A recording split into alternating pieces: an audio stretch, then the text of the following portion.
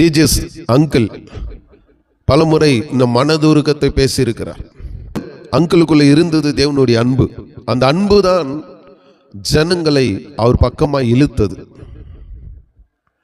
அன்பு, தேவனுடைய அன்பு உங்களுக்குள் இருந்தால் தான் நான் சொல்லுகிறேன், ஜனங்கள் உங்கள் பக்கமாக வருவார்கள். உலகத்தில் எத்தனையோ வல்லமையான ஊழியர்கள், அபிஷேகத்தில் நிரம்பினவர்கள், மரித்தோரை எழுப்பினவர்கள், எத்தனையோ வியாதிகளை சுகமாக்கினவர்கள் விழுந்து போய்விட்டார்கள் பாவத்தில். காரணம் என்ன?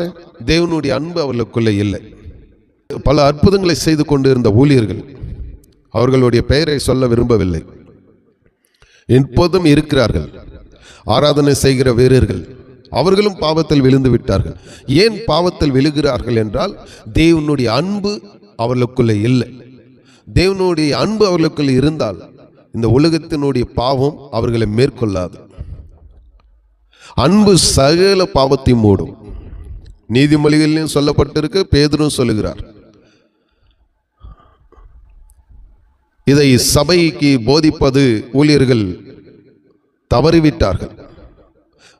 ஆனால் பாவத்தை அதிகமாக போதிப்பார்கள், பிசாசு அதிகமாக போதிப்பார்கள், சாபத்தை, வியாதியை, நியாய தீர்ப்பை அதிகமாக போதிப்பார்கள். என்னை பரிசுத்த ஆவியானவர் ஆவிக்குள்ளாக கொண்டு சென்றார். அங்கே ஒரு 30 செகண்ட் தான் இருக்கும் தேவனுடைய பர்வதத்தில். அங்கே இருந்த ஒரு அன்பு, அந்த சந்தோஷம், அந்த மகிழ்ச்சி இந்த உலகத்தில் நான் எங்கேயுமே பார்க்கல. அப்போ இந்த இடத்துல கை வைத்தார். முதல் முறையாக நான் பரிசுத்த ஆவியானவரை பார்க்கிறேன். அந்த தரிசனத்தில் கை வைத்து சொல்லுகிறார், இந்த தேவனுடைய அன்பை குறித்து நீ உலகத்துக்கு வெளிப்படுத்த வேண்டும், சொல்ல வேண்டும். தேவனுடைய அன்பு எப்பேற்பட்டது என்பதை மக்களுக்கு சொல்ல வேண்டும் என்பதை எனக்கு சொன்னார். ஆயினால்தான் நான் அன்பை குறித்து இப்போது பேசிக்கொண்டு வருகிறேன்.